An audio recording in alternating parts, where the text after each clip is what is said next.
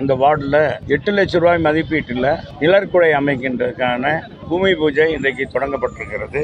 இதில் எங்களுடைய வட்டத்துடைய மாமன்ற உறுப்பினரும் வட்ட செயலாளருமான அருமை தம்பி கோச்சடை மாரிமுத்து அவர்களுடைய முயற்சியாலும் பகுதி செயலாளர் அருமை தம்பி PK முத்துவேல் அவர்களும் PKS அவர்களும் முயற்சி செய்து இந்த நிதியை பெற்றிருக்கிறார்கள். அது மட்டுமல்ல, இந்த வார்டிற்கு இதுவரை இல்லாத அளவிற்கு பல்வேறு பணிகளுக்காக இன்றைக்கு இந்த தொகுதியினுடைய சட்டமன்ற உறுப்பினர் என்ற அடிப்படையில் 2 நியாய விலைக் கடை 20 லட்சம் ரூபாயில் கட்டி கொடுத்து மக்களுடைய பயன்பாட்டுக்கு இப்போ இருக்கிறது. அதே மாதிரி கோச்சடை மயானம் அதிவிரைவில் இது உங்கள் தொகுதியின் முதல்வர் என்ற அந்த கோரிக்கையின் அடிப்படையில் இந்த பகுதி மக்களுடைய நீண்ட நாள் கோரிக்கை. நடராஜ நகர் பகுதியில் மக்கள் அதிகமாக வாழ்கிறார்கள். அந்த பகுதியில் இந்த மயானம் அமைந்திருப்பதனால் அங்கே அவர்களுக்கு தேவையற்ற துர்நாற்றங்கள் மற்றும் பல்வேறு தொந்தரவுகள் இருப்பதனால் நம்முடைய மாமன்ற உறுப்பினருடைய கோரிக்கையை ஏற்று உங்கள் தொகுதியின் முதல்வர் என்ற அடிப்படையில், முதலமைச்சர் என்ற அடிப்படையில் அவருக்கு 10 கோரிக்கையில் ஒரு கோரிக்கையை மட்டும் இன்றைக்கு நிறைவேற்றி 1,30,00,000 ரூபாயில் மயான பணிகள் எவ்வளவு தூரம் நடந்திருக்கு? இன்னும் 3 மாதங்களுக்கு முடிவடைகிற மாதிரி மிக நவீன முறையில் அந்த மயானம் அமைக்கப்பட்டிருக்கு என்பதை தெரிவிச்சுக்கிறேன். அதே மாதிரி கோச்சடை மெயின் ரோட்டில் போர்வெல் அமைத்து 5 லட்சம் ரூபாய் போர்வெல் அமைத்து கொடுத்துருக்கோம். இந்த அருகாமையில் இருக்க கண்மாக்கரையை தூர்வாரி அது நடைபாதை அமைப்பதற்காகவும் 4,50,00,000 ரூபாயில் அந்த திட்டம் மதிப்பீடு தயார் செய்யப்பட்டு மேற்கு தொகுதியில் எங்களுடைய சட்டமன்ற உறுப்பினருடைய உங்கள் தொகுதியின் முதல்வர் என்ற அடிப்படையில் முதலமைச்சர் பார்வை கொண்டு சென்று 50 லட்சம் ரூபாய் ஒதுக்கப்பட்டிருக்கிறது. அதே மாதிரி லாரி செட்டு, மாநகராட்சி லாரி செட்டு நிறுத்த அருகாமையில் ரூபாய் 5 கோடியில் இந்த பகுதியில் வாழ்கிற மக்களுக்கு பூங்காக்கள் அமைத்து நடைபாதை அமைத்து கொடுப்பதற்காகவும் 5 கோடி ரூபாய் திட்ட மதிப்பீடு தயார் செய்யப்பட்டு இப்போ 5 கோடி ஒதுக்கியிருக்கிறதாக சொல்கிறார்கள். எந்த அளவுக்கு என்பது தெரியவில்லை. நான் நேற்றைய தினம் இன்னைக்கு பூமி பூஜை இருக்கிறதுனால கேட்டேன், அது சொல்லியிருக்காங்க என்பதை தெரிவிச்சுக்கிறேன். அதே மாதிரி அங்கன்வாடி மையம் 25 லட்சம் ரூபாயில் நல்ல முறை கட்டப்பட்டு செயல்பட்டு வருகிறது. நடராஜ நகர் மெயின் ரோட்டில் சுரேஷ் தெருவில் புதியதாக குடிநீர் பணிகள் மந்தமாக நடந்து கொண்டு இருக்கிறது, ஆமை வேகத்தில் நடந்து கொண்டு இருக்கிறது. நான் நகர்ப்புறத்துறை அமைச்சர் இடத்துல சொல்லி அது விரைவில் அவர்களுக்கு மதுரை நேரம் கொடுக்குற அந்த திட்டத்தை விரைவாக முடிக்க வேண்டும் என்று கேட்டிருக்கேன். அவர்களும் விரைவாக முடித்து கொடுப்பதாக சொல்லியிருக்கிறார்கள். கடந்த ஆண்டே முடிக்க வேண்டியது பணி தாமதமாகிக் கொண்டே இருக்கிறது என்பதையும் இந்த நேரத்தில் தெரிவிச்சுக்கிறேன். சொல்லுங்கள். எங்களுடைய பொதுச் செயலாளர் என்னுடைய ட்விட்டர்லேயே நான் போட்டிருக்கேன், சில பேருக்கு அனுப்பியிருக்கேன், நீங்கள் பார்த்துருக்கலாம். நம்முடைய மாண்புமிகு முதலமைச்சர் எதிர்க்கட்சி தலைவராக இருக்கும்போது இந்த மின்கட்டண உயர்த்த வேண்டும் என்று சொல்லி மத்திய ஆணையம், மின்சார வாரிய ஆணையம், நீங்கள் இந்தந்த ஸ்லாப்பில் தமிழகத்தில் மின்சாரம் கட்டணம் உயர்த்த வேண்டும் என்று சொல்கின்ற பொழுது அதற்கான உத்தேசிக்கின்றதை அதிகாரிகிட்ட வாங்கி கொண்டு அவர்கள் ஏற்றாத மின் கட்டணத்திற்காக நம்முடைய முதலமைச்சர் எதிர்க்கட்சி தலைவராக இருக்கும்போது கருப்பு சட்டை போட்டு குடும்பத்தோடு ஆர்ப்பாட்டம் பண்ணார். இன்றைக்கி அவருடைய ஆட்சி காலத்தில் பார்த்தீங்கன்னா ஆண்டுக்கு ஒரு முறை, இப்போ 3 முறை இவங்க வந்த பிறகு மின்கட்டணம் உயர்த்தியிருக்காங்க. இதில் பீக் ஹவர்ஸ் வேறு, இது மாதிரி ஸ்லாப் சிஸ்டத்தில் வேறு மின்கட்டணம் உயர்வு அளிச்சிருக்காங்க. மக்களுக்கு வரி மேல் வரி விதித்திருக்காங்க. இது போன்ற இதை முதலமைச்சர் செய்து கொண்டு இந்த 40 தொகுதியிலும் நாடாளுமன்ற தொகுதியிலும் வாக்களித்து வெற்றி பெற செய்த மக்களுக்கு பரிசாக ஒரு பக்கம் கொடுத்திருக்கிறார் என்பதுதான். இதுதான் உயர்வு, கட்டண உயர்வு தான் பரிசாக கொடுக்கப்பட்டிருக்கு என்பதை தெரிவிச்சுக்கிறேன். பார்த்தீங்கன்னா நடைபயணம் செல்வதற்கே பயமாக இருக்குது. நான் கூட மாப்பிள்ள நீங்கள்லாம் இவரெல்லாம் காலையில் நடைபயணம் சொல்கிறவர் பகுதிச்சல் எங்கள் கருப்பசாமி கவுன்சிலர். ஆமாம், கவுன்சிலர் வேறு போடுறது. நீ இவரும் போவார்.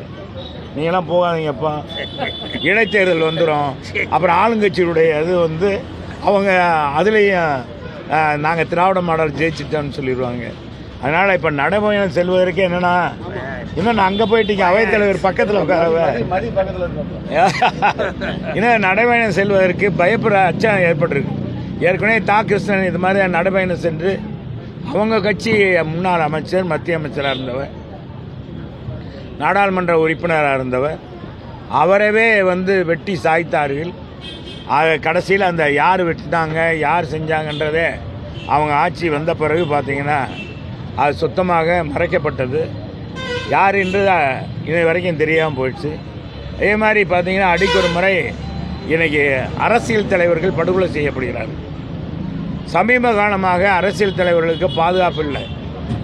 இது தொடர்ந்து எங்கள் பொதுச் செயலாளர் சொல்லிக்கிட்டு வர்றார், தொடர்ந்து வலியுறுத்தி வருகிறார். தமிழகத்தில் ரவுடிசம் பெருத்து போயிடுச்சு, எங்கே பார்த்தாலும் போதை நடமாட்டம் இருக்குது, என்ன செய்கிறேன்னே இளைஞர்களுக்கு தெரியவில்லை. எனவே அந்த போதைப் பொருள் நடமாட்டத்தை தடுக்க வேண்டும் என்றெல்லாம் சொல்லி எத்தனையோ முறை பேசியிருக்காரு, ஆர்ப்பாட்டம் பண்ணியிருக்கோம்.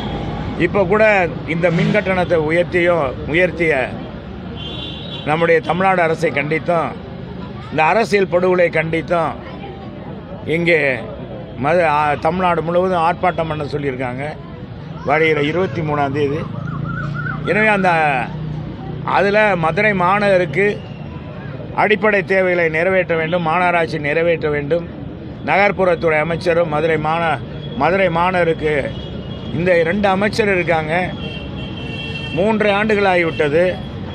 3 ஆண்டுகளில் எந்த திட்டமும் கொண்டு வரல. 2 ஒரு நூலகம் கொண்டாந்துருக்காங்க, ஒரு ஜல்லிக்கட்டு மைதானம் கொண்டாந்துருக்காங்க. வேறு எதுவுமே இல்லாத கலைஞர் பேருக்கு வேறு எதுவுமே இந்த ஆட்சியிலிருந்து 2 அமைச்சர்களிருந்து செய்யலை. ஏன்ட கூட எங்கள் பொதுச் செயலாளர் கேட்டார், என்னங்க அமைச்சர் நீங்கள் மாதிரி அவர் கடைசியாக பேசும்போது கூட கேட்டார், 8000 கோடிக்கு மேலே நிதி வாங்கிட்டு போனீங்க, அந்த மதுரை மக்கள் ஓட்டு போடலையேன்னு. அதை கூட எல்லோரும் கடைசியில் நாங்கள் சொல்லி எங்கள்கிட்ட கடைசியில் பேசுனதுனால அவருக்கு சொல்ல முடியல. அது குறிப்பிட்ட மதுரை என்பது அதிமுக கோட்டை, அது எல்லாருக்குமே தெரியும். இன்றைக்கி தமிழ்நாட்டில் ஆர்ப்பாட்டம் போராட்டம் எதுவாக இருந்தாலும் மதுரை தான் முன்மாதிரியாக இருக்கிறது. எந்த ஆர்ப்பாட்டத்திலையும் குறைவில்லை. நம்ம முதலமைச்சர் வரும்போது ஓட்டு கேட்டதுலேயும் அவர் வந்ததுலேயும் பிரச்சாரத்திலையும் குறைவின்றி மக்கள் அதிகமாகவே இருந்தார்கள். சிறப்பான வரவேற்பு கொடுத்தோம். நாடாளுமன்ற தேர்தலில் எங்கே போனாலும் மக்கள் உங்களுக்கு தான் ஓட்டுனாங்க. நாங்களும் என்ன பண்ணுறது, என்னப்பா பண்ணுறது ஜெகன், நாங்கள் அதிமுக கோட்டை, நாங்கள் இல்லைன்னு சொல்லலை. அது நாங்கள் என்ன நினச்சோன்னா நமக்கு ஓட்டு போடுறார். நாங்கள் எங்கள் வேட்பாளரை நாங்கள் வானலாவாக புகழ்ந்தோம். மக்களின் மருத்துவர், ஏழை மருத்துவர், நீ போய் ஊசி போட்டுக்கலாம், வலிக்காமல் ஊசி போட்டுக்கலாம், அவர் கூட பேசினார். இப்படி சொல்லி ஓட்டு போடலை. அவங்க என்ன நினச்சாங்க, நாடாளுமன்றத்துக்கு ஒரு பார்வை அப்படின்ற அடிப்படையில் இந்தியா கூட்டணியை சிறுபான்மையினை ஆதரித்தாங்க. சில சமூகம் பாரத பிரதமர் ஆதரித்தாங்க. இந்த வகையில் நாங்கள் அடிபட்டு விட்டோம். ஆனால் வருகிற சட்டமன்ற தேர்தலில் முழுக்க தமிழகத்தில் இருக்கிற இந்த அநியாய ஆட்சி, அட்டுழிய ஆட்சி, கேலிக்குரிய ஆட்சி, தொடர்ந்து மக்களுக்கு வரி மேல் வரி விதித்து கொண்டிருக்க இந்த ஆட்சியை அப்புறப்படுத்த மக்கள் தயாராக இருக்கிறார்கள். எனவே வருகிற 26இல் முதலமைச்சராக நான் எடப்பாடியார் உறுதியாக மக்களை ஏகோபித்த ஆதரவோடு வெற்றி பெறுவார் என்பது இந்த நேரத்தில் தெரிவிக்கிறேன். ஒன்றிணைக்கிறதுக்கான வேலைகள் நடந்துட்டு இருக்குன்றாங்க, மறைமுகமா நடந்துட்டு இருக்கு. நீங்க கேட்கிற கேள்விக்கு வெயிட் அண்ட் சி. எங்க பொதுச் செயலாளர் போல ஒரு சாணக்கியத்தனமானவர், ஒரு மாபெரும் இயக்கத்தை அவருக்கு வந்து இந்த அவர் ஆட்சியில் பொறுப்பேற்கும்போது பார்த்தீங்கன்னா முதலமைச்சர் எடப்பாடியார் பொறுப்பேற்கும்போது இவரால் ஆட்சி செய்ய முடியாதுன்னு தான் சொன்னாங்க. இப்படி எப்படி நிர்வாகத்தை செய்ய முடியும்? அம்மா செஞ்ச மாதிரி ஆட்சி செய்ய முடியுமா? அம்மா செய்த மாதிரி கண்ட்ரோலாக கொண்டு வர முடியுமான்னு கேட்டாங்க. ஆனால் இது 2 மாதம் 3 மாதம் கூட நிலைக்காதுன்னு சொன்னார். நம்ம முதலமைச்சர் அன்னைக்கு எதிர்க்கட்சி தலைவராக இருக்க இன்றைய முதலமைச்சர் மு.க. ஸ்டாலின், திமுகவுடைய தலைவராக இருக்கு, அவர் கூட சொன்னார், ஆர்வம்லாம் சொன்னார். ஜோசியம் சொன்னார் இல்லைண்ணா, சொன்னாரா சொல்லியா? இந்த ஆண்டில் இப்போ ஆட்சி கலைஞ்சிருந்தார். 4.5 ஆண்டுகள் மிக சிறப்பான ஆட்சியை கொடுத்தார். கொரோனா வந்துச்சு, கொரோனாவை கட்டுப்படுத்தினார். அந்த நேரத்தில் மக்கள் துன்பப்படக்கூடாதுன்னு பொருளாதாரத்தை நான் ரொம்ப விரிவாக சொல்லலை, சிறப்பாக செஞ்சார். அதே மாதிரி பொருளாதாரம் மக்கள் கஷ்டப்படக்கூடாதுன்னு விலையில்லா பொருட்கள் கொடுத்தார். அதை கொரோனாவை கட்டுப்படுத்துறதுக்கு பல்வேறு நடவடிக்கை எடுத்து ஐநா மன்றமே பாராட்டி, உலக சுகாதார மையம் தமிழக அரசை பாராட்டியது, பாரத பிரதமர் தமிழகத்தை பாராட்டினார்.